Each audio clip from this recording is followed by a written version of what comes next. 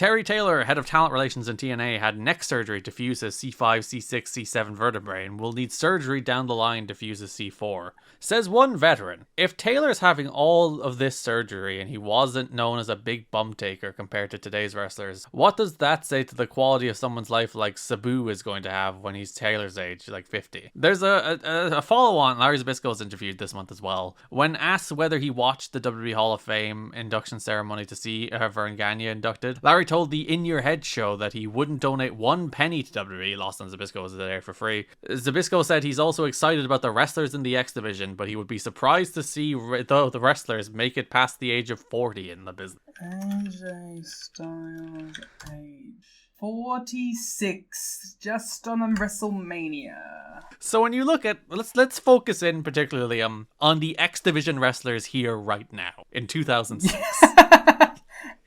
Shall we read some names? You have the phenomenal AJ Styles.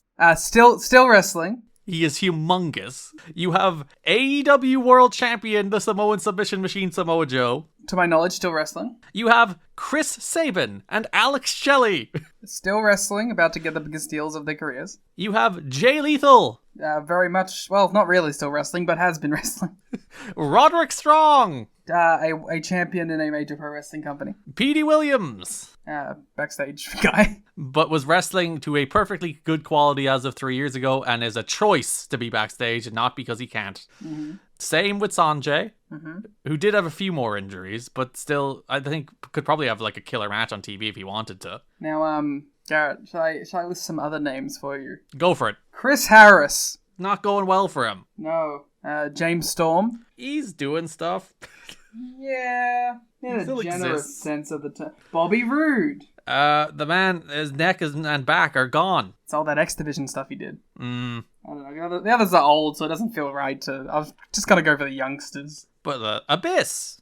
Also not still wrestling. Yeah, broken down, battered and bruised. All these former X Division champions are the ones that aren't wrestling anymore. One of the names we just mentioned, trying to get back in. Frankie Kazarian. Yeah. So, Terry Taylor. Yeah, and Larry Z, both of them. Like, it is one of those things where you are like, these guys are going to kill themselves. They're working too fast, they're working too hard. And it turns out, Liam, it was all the drugs. Liam, it was all the drugs. The schedule. It turns out when you work 400 matches a year...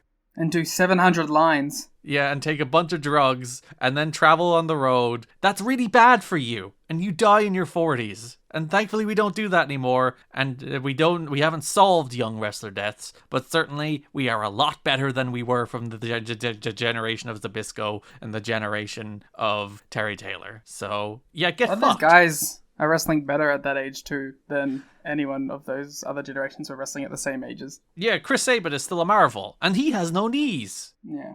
Samoa Joe having like the second or third best run of his career in 2024. AJ is not great anymore, but he is humongous. So yeah, it's one of those things where people talk about how like this is a high risk style, and it is a higher impact style. You're not wrong, but the risk, like most wrestling injuries, occur through freak accidents. Like Darby Allin took every insane risk in the history of wrestling, and he broke his foot in the most mundane match in the world against Jay White. For all of the bumps Darby Allin has taken, that's the match where he breaks his foot, because that's wrestling. It's a physical endeavor, and usually when you get hurt, it's a freak accident, not because you took too many risks. Ugh. This is a Garrett addresses his enemies episode, because this like I included this solely to go off on them. Terry Taylor has been something of a scapegoat over the Shannon Moore situation. Jack Perry reference. Jack Perry reference on You've Got to Be Kidding Me. Jack Perry reference. Contract and stalled in signing it until the WWE offer came, and the feeling was Taylor should have made sure he signed it. When Moore was asked why he left, being that so many wrestlers in WWE are unhappy, as those who have been in both places or are tight with people in both places say that the guys in TNA are happier overall, Moore said he got behind on bills and WWE pays better. So that's fair enough. Money. Make your money, king. Especially if you're a Shannon Moore, where, like, come on, What are you trying to say? Like, his earning potential, he only has so many times he can get these deals. Fucking take them while you can get them. Yeah. It's not like a Cody Rhodes right now where you'd be like, that man can take a contract that's for substantial money with anybody for the rest of his life. Shannon Moore is like, they want me, they're willing to pay me again. Okay. It's the reason, like, when like people go back to WWE, people are like, oh, eat shit. It's like, take the money. Yeah, well, like, I don't know. It's all about attitude, right?